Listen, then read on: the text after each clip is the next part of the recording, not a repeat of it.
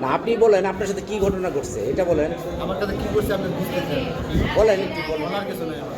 আপনি বলেন কি ঘটনা ঘটছে। আমার বলার কিছু নেই।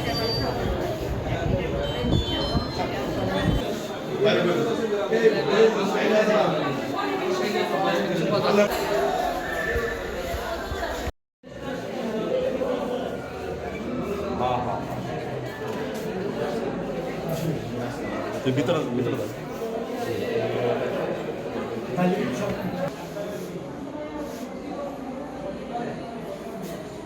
ঘটনা হচ্ছে মনে হয় এখানে যে রুগীটা নিয়ে আসছে, রুগী নিয়ে আসার পরে আর মনে হয় ভ্যাকসিন কোনো কিছু দিচ্ছে না, চিকিৎসাও করছে না। চিকিৎসা না করে সেটা বলছে আধা ঘন্টা পরে বলে যে আপনারা জামালপুর নিয়ে যান। এর ভিতরে যে পায়ে বান্ধন ছিল বান্ধনটাও খুলে দিছে। খুলে দেওয়ার পরে মনে করেন যে রুগী আর মনে করার মতো কোনো নাই কে। এরপরে এরা বলছে যে মারা গেছে।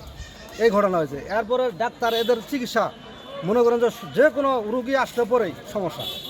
তাহলে সরকারের সব কিছু দেয়, সরকারের সব কিছু বহন করে সরকারি হসপিটাল। তো জনগণ যদি চিকিৎসায় না পায় তাহলে হসপিটাল থাকার দরকার কি, তাহলে ডাক্তার থাকার দরকার কি, তাহলে এদের বেতন দেয় কেন? বুঝছেন? তাহলে এই দিয়ে সেটা জনগণের কোনো পাইতেছে না, সেবা পাইতেছে না।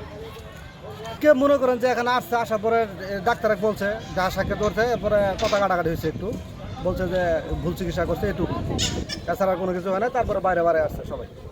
ডাক্তারকে লাঞ্ছিত করার একটা ঘটনা, এই বিষয়ে আপনি কি জানেন? না, এই বিষয়ে আমি দেখি নাই, আমি একটু পরে আসছি। ঠিক আছে, আসার পরে আমি তো জানি না আসলে কি হয়েছে ঘটনা। কালকে রাত্রেবেলায় একটা সাপে কাটা রুগী আসে। রুগী আসার পরে আমার কর্তব্যরত চিকিৎসক প্রাথমিকভাবে যে টেস্টটা আমরা করি, রক্তের একটা পরীক্ষা করি, ওই সাপের বিষধর সাপ কামড়াইছে কিনা সেটা নিশ্চিত হওয়ার জন্য পরীক্ষা করার পর পরীক্ষার রেজাল্ট নেগেটিভ আসে। নেগেটিভ আসার পরেও রোগীর সাইন সিমটম দেখে ডাক্তার সিদ্ধান্ত নেয় যে তাকে অ্যান্টিভেনম দেওয়া হবে, এবং অ্যান্টিভেনম আমরা হচ্ছে রেডিও করতে থাকি। ডাক্তারের বক্তব্য যেটা, সেটা সিসি ক্যামেরা ফুটেজও আছে, সব কিছু আছে। ডাক্তার অ্যান্টিভেনম রেডি করতেছে, এই অবস্থায় ওই রোগীর ছেলে বলে যে না আমি রোগীর কাছে নিয়ে যাবো, ওঝার কাছে নিয়ে যাবো। ওই অবস্থায় রোগীর বের করে নিয়ে ওঝার কাছে নিয়ে যাওয়ার জন্য তারা বের হয়ে যায়। একটু পরে যখন রোগীর অবস্থা আরও খারাপ হয়, মুমূর্ষু অবস্থায়, তখন হচ্ছে হাসপাতালে ফেরত নিয়ে চলে আসে।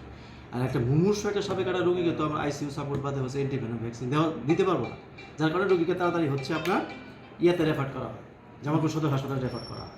সে রোগীর লোকজন রোগীকে একটা অ্যাম্বুলেন্সে অক্সিজেন সাপোর্ট না দিয়েও একটা নর্মাল একটা করে অটোতে করে জামালপুরের পথে রওনা দেয়। প্রতিমধ্যে রোগীটা হয়তো মারা যায়। এই হচ্ছে গতকাল রাতের ঘটনা। সেটা নিয়ে যাই হোক সামাজিক যোগাযোগ মাধ্যমে একটা নিউজ হয়। আপনাদেরই কিছু সাথী বলতে পারেন, এটা জিনিসটা হোক ভুল বোঝাবুঝির কারণে হোক, আমার কোনো বক্তব্য না নিয়ে হোক, বা ডাক্তারের সাথে কোনো কথাবার্তা না বলে একটা নিউজ করে, এবং নিউজটাই ওই রোগীর লোকজনকে উত্তেজিত করার জন্য সহায়ক ভূমিকা পালন করে। যার কারণে আজকে সকালবেলা ওই রোগীর লোকজন এসে আমার কর্তব্যরত ডাক্তার সাহেবের উপরে চড়াও মারধর করে। সেগুলো সব সিসি ক্যামেরা ফুটেজও আছে, সব কিছু আছে। আমরা আইনগত ব্যবস্থার দিকে আগাবো। সেই জিনিসটা শিওর হওয়ার জন্যই বলতেছি যে আমার কাছে সিসি ক্যামেরা ফুটেজ আছে, কয়টা থেকে কয়টা পর্যন্ত রুগী আসা যাওয়া করছে, কয়টা থেকে কয়টা পর্যন্ত আমরা অ্যান্টিভেনম রেডি করছি, সমস্ত ফুটেজ আমার কাছে আছে।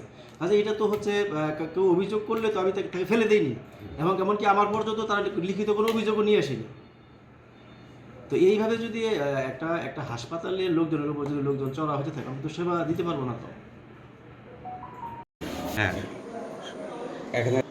আমি তো শুনতে পারলাম যে এখানে একটা ঝামেলা হইতেছে, তো সংবাদ শুনে আসলাম। এসে দেখলাম যে ডাক্তার সাহেবের পাঞ্জাবি ছিল। তো ওনাকে জিজ্ঞেস করলাম, যারা আক্রমণ করছে তারা গতকালকে যে মারা গেছে সম্ভবত ওনার বড় ভাই। তো উনি চিনতে পারে নাই, কিন্তু ওনার সহযোগিতা ছিল, সে চিনতে পারছে। তো বললাম যে এটা লিখিত অভিযোগ দেওয়ার জন্য আমরা যতটুকু সম্ভব আইনগত ব্যবস্থা করবো।